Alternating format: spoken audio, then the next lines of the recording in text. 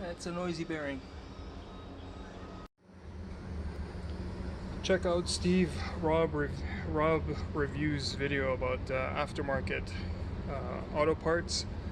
This is a Volkswagen official part, oil filter. Upon closer inspection,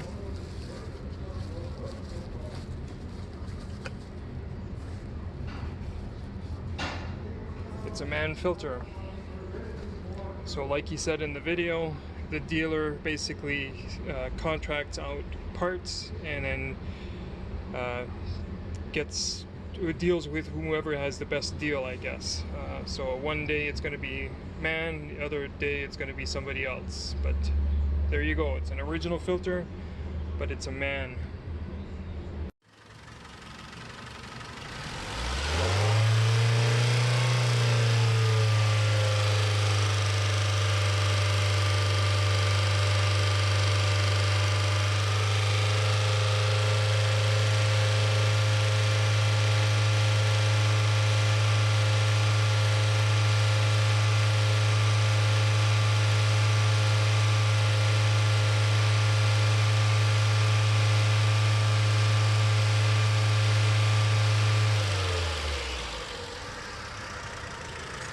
Valve for the gasket leaking oil, and the oil is getting on the exhaust, and then it steams, it smells, gets into the fresh air intake, and it's a bit annoying inside the car.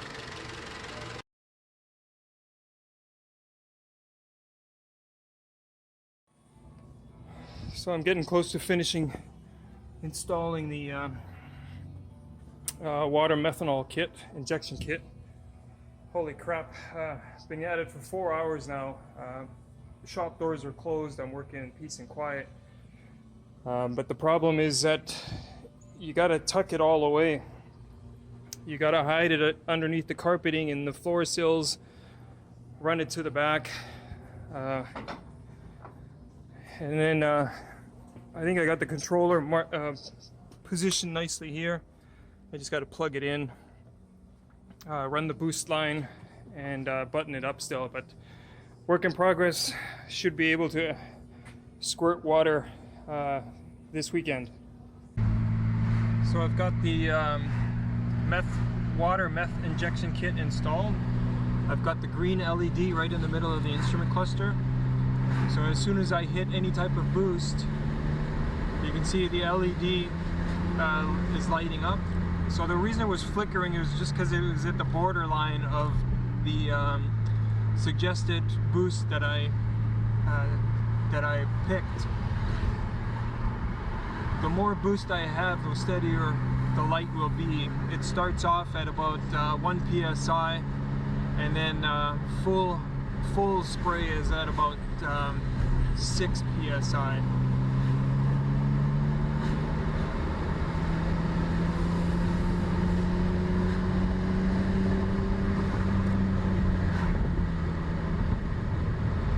That was just a quick demo.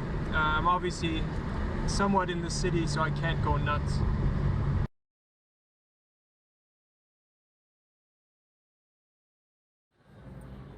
(2003) A4 Golf, Mark IV Golf, P0670, glow plug circuit, electrical malfunction. This is actually the first time that I've ever had one of these codes. So it says glow plug module 1. Glow plug circuit, electrical malfunction. So usually it sets P0671, 672, 673 for each one of the glow plugs, depending on which glow plug is no good. So my first check is always to disconnect the temp sensor. There's a temperature sensor there. Just turn the key on and see if the harness gets power. I obviously had this one grounded to ground here, and the glow plug did not light up. With the temperature sensor disconnected, glow plug should come on when the key is turned on. So then I quickly popped the fuse, popped the cover here, checked the fuse, everything looked okay. So then I went over here and pulled the glow plug module. You see the big heavy red wire here. That should have battery power all the time. It does not. So I went back over here. I haven't had a closer look. And you can kind of see. This is intermittent, no power, depending on how I'm pushing against it. So this guy here is actually broken. There's a hairline crack here. So I rushed this one a little bit. Had to take a closer look. Okay, so I replaced the fuse, put the jumper wire on, the relay's back in place, or the module.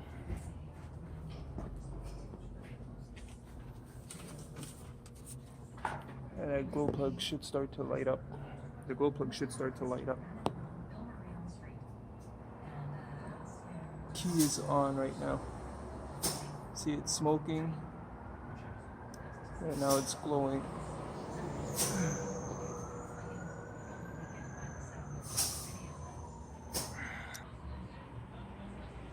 It's working again.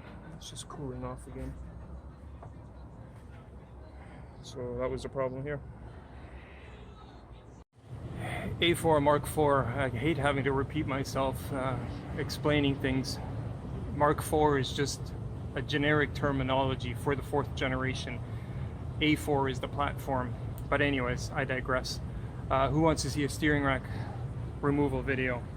I finally had the chance to update or record a new one. I think 3 or 4 years after posting one on YouTube. So hopefully, if editing goes good, I'll have a new steering rack removal video this weekend. Okay, so the 3 bolts up here that hold the sheet metal. I forgot to mention that there is one up here, but as you can see, it's all rusted through. I can actually move this. There's a nut that's supposed to hold it down, but this sheet metal actually came off. It just slid right over the nut. So this is one extra one. And then obviously the one on this side, which was mounted. Sorry, not the sheet metal, but the power steering line that's mounted to the bracket right there.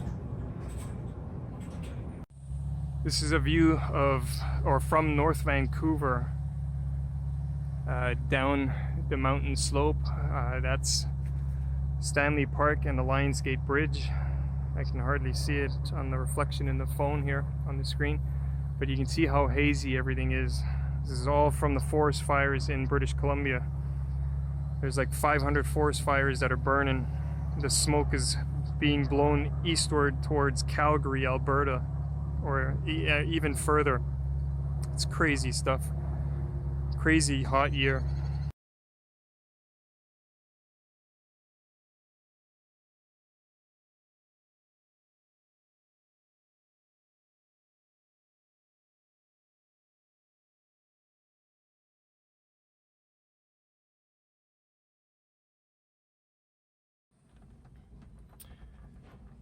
Car's outside, or it was outside. Customer wants an estimate on some repairs.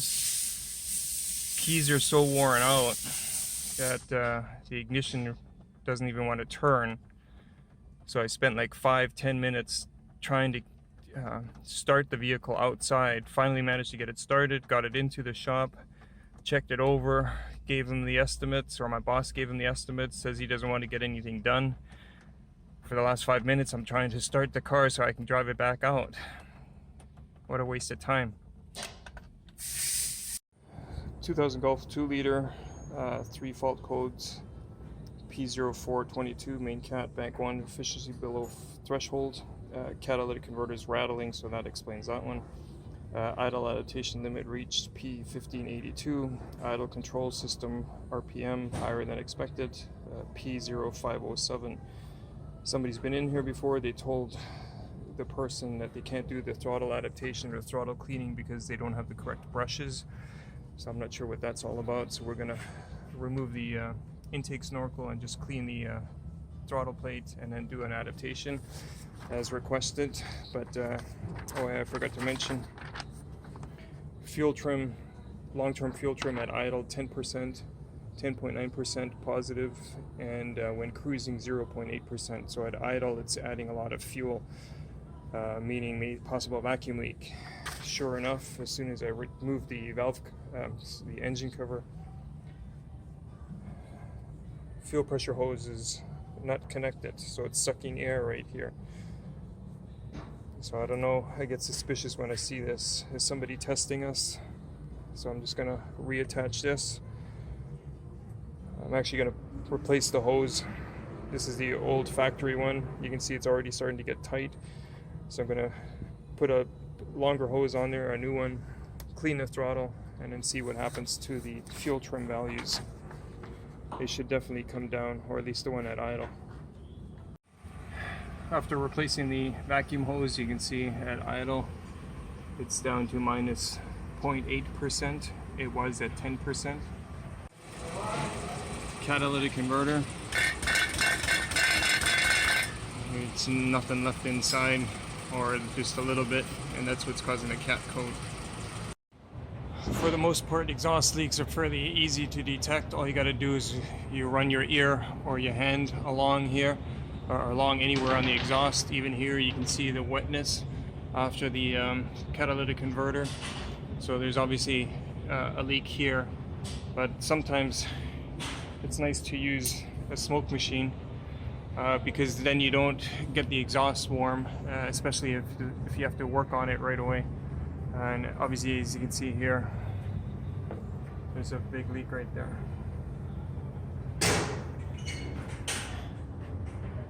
And luckily, it's looking good on the heads. The Vanagon head studs on the exhaust, or sorry, Vanagon gaskets on the head here. They're sometimes a pain to change because of how rusty the studs are. These ones are not that bad.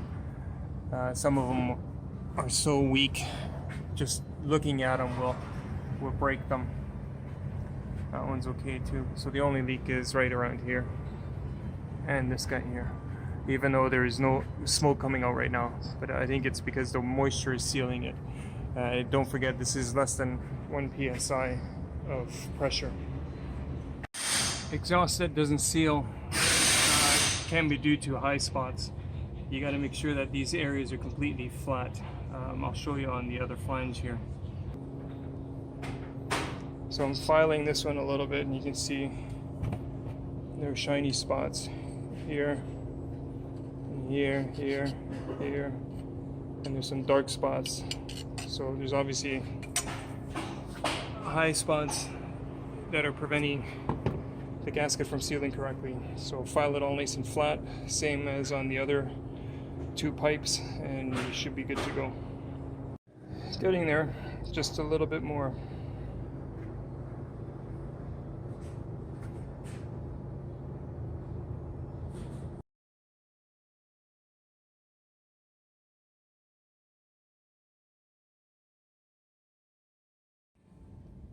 Working on a Eurovan.